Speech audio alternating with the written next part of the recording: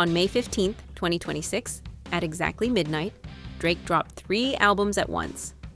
Iceman, Habibti, Maid of Honour, 43 songs, 2.5 hours of new music, an ice sculpture in Toronto, a projection on the CN Tower, the rollout designed to shock the algorithm into submission, and end the conversation about him losing.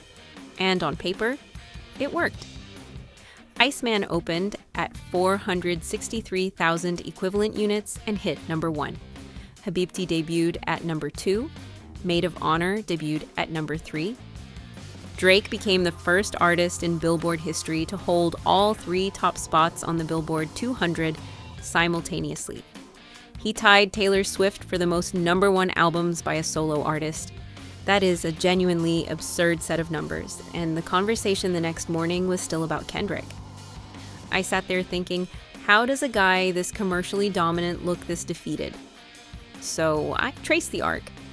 And what I found is one of the most satisfying downfalls the internet has produced in a long time. Not because Drake stopped being popular, but because he stopped being able to use popularity as proof that he was winning. Because it's not just the 3 albums, it's a pattern that spans 2 years, culminating in a run of legal losses, public humiliations, and self-inflicted mistakes so consistent, it stopped looking like bad luck. Now, let's be fair before we go further. Drake is one of the most commercially successful artists in the history of recorded music. He has more Hot 100 entries than any solo artist ever. His melodic instincts genuinely changed rap in the 2000s. Even his critics admit he's a technically excellent artist.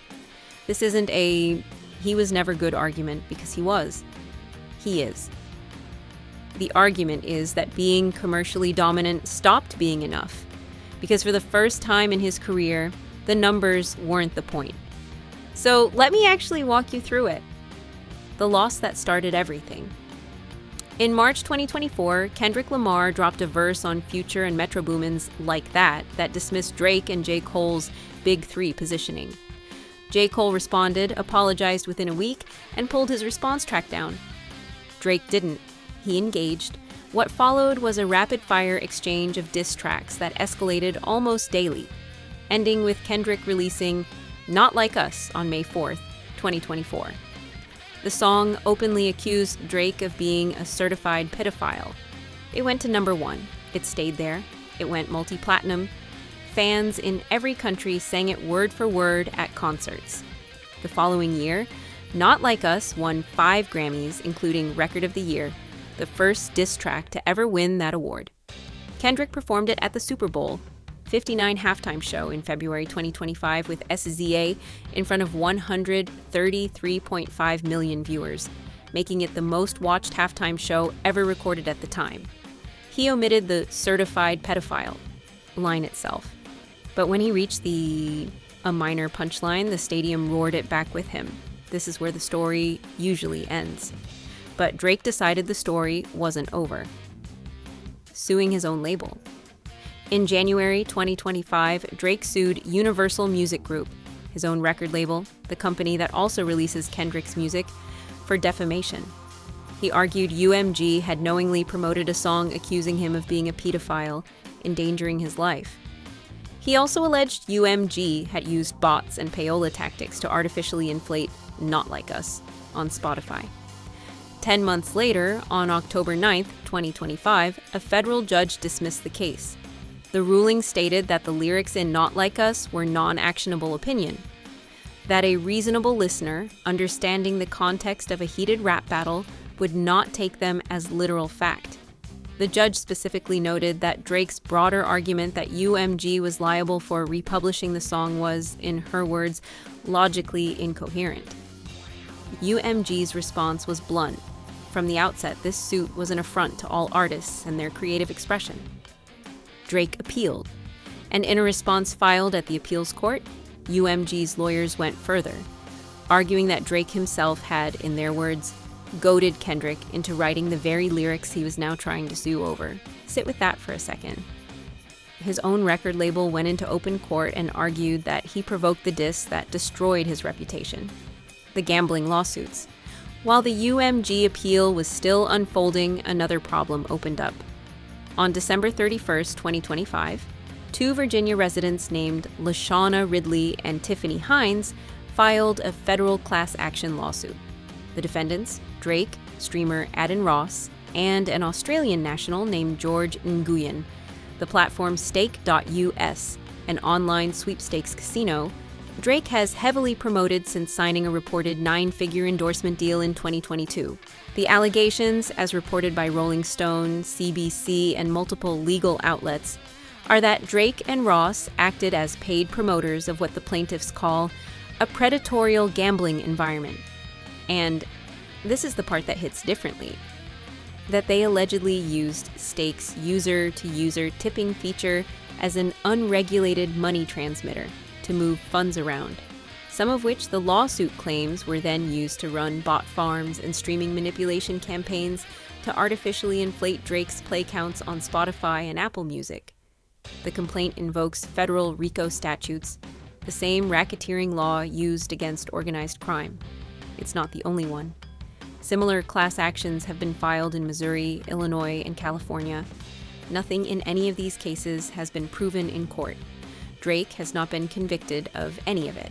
But here's what makes the specific accusation so damaging. Drake had spent the entire previous year in his UMG lawsuit accusing his own label of manipulating streams to elevate Kendrick.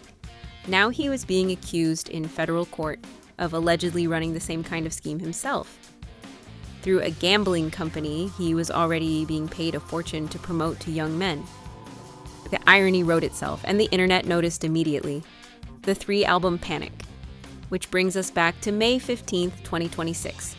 3 albums, 43 songs, the absurd numbers, all 3 at the top of the Billboard 200 at once, tied with Taylor Swift. And to be clear, critics didn't hate all of it. Maid of Honour actually got strong reviews. Pitchfork and Rolling Stone both scored it in the 80s. But even the positive reviews kept framing the project around the same nervous question. Was Drake finally recovering? Iceman got hit hardest. Pitchfork described it as a drawn-out exercise in cold, self-pitying indulgence. Consequence called it his unearned victory lap, and said his output was mirroring his lack of self-reflection. The Guardian panned the trilogy as bloated. Even the more sympathetic write-ups kept using the word comeback, which is the exact word you don't want reviewers using when you're already supposed to be the biggest artist alive. The tracklist itself gave the game away. Songs called Whisper My Name and Janice STFU. Bars aimed at Rick Ross, ASAP Rocky, and, buried in the runs, LeBron James for the crime of attending Kendrick's pop-out concert in June 2024. Drake spent his supposed victory lap dissing people for showing up at somebody else's party 2 years earlier. If you're keeping score at home, a 39-year-old global superstar released 3 albums in one day, broke Billboard records, and was still spending bars relitigating a rap battle he lost in 2024. That's the entire arc in one sentence. Why the whole thing was so satisfying? If you strip the story down, 3 things are doing the work. The first is that Drake made his fall inevitable by making his brand about being untouchable. If you build your entire public identity on always winning, always being on top, always having the last word, then the day you lose, you don't just lose the argument. Your whole persona collapses in the same second. Kendrick didn't just win a beef. He proved that the always winning persona was a marketing choice, not a fixed fact. The second is that Drake's response to losing was to escalate every possible bad decision. Sue the label, sue over the streams, promote a gambling company, drop 43 songs. Every time he tried to reassert control, he handed critics more material. There is no version of Sue UMG for defamation over Kendrick's diss track that doesn't end with a federal judge writing logically incoherent about your case in an opinion the press will quote for a decade. The third, and this is the one that actually matters, is that Drake's biggest weapon stopped functioning the way it used to. For 15 years, I'm Number One was proof that he'd won any given argument. The numbers were the scoreboard. If you doubted him, You looked at the streams, and the streams settled it.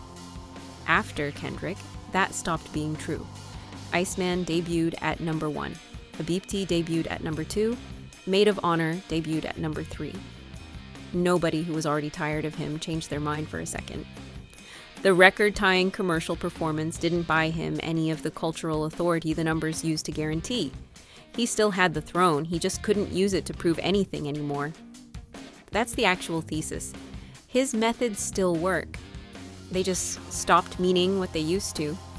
The paradox that's still standing. Drake is still one of the most streamed artists in history. He still has the OVO empire, the label deal, the stake money, the record-tying number ones, the 400-plus Hot 100 entries. On any spreadsheet in the music industry, he is still one of the biggest names in rap. And none of it changed the image of Kendrick performing Not Like Us in front of a 133.5 million viewer Super Bowl audience while the stadium shouted the "a minor" punchline back at him. All the commercial dominance in the world couldn't buy him back the one thing he actually needed, which was for people to believe he was who he said he was. That's what makes this downfall so satisfying. It didn't require Drake to disappear. It didn't require his streams to collapse. It didn't take a criminal conviction or some career-ending scandal. He kept selling. He kept breaking records. He kept going number 1. He just lost the ability to point at those numbers and end the argument. It took a better opponent, a smarter strategy, and Drake's own inability to stop making things worse. He is still one of the biggest rappers on earth, and he still unmistakably lost. And I, for one, can't wait to see what a hip-hop that isn't organized entirely around him actually sounds like.